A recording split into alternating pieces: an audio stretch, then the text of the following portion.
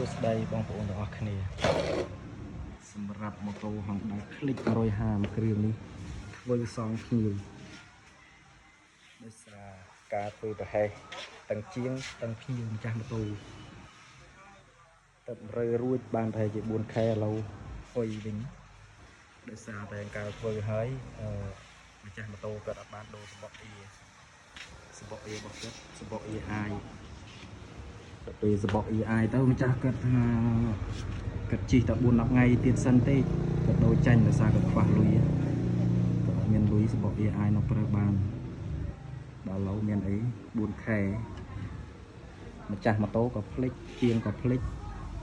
មានណាម៉ូតូហុយបាត់ដល់ពេលហុយហើយមានអីធ្វើសងភ្ញៀវឲ្យភ្ញៀវជួយចាញ់ពាក្យកណ្ដាលជាងពាក្យកណ្ដាលជួយខាតគ្នាមានអីទៀតដល់នេះ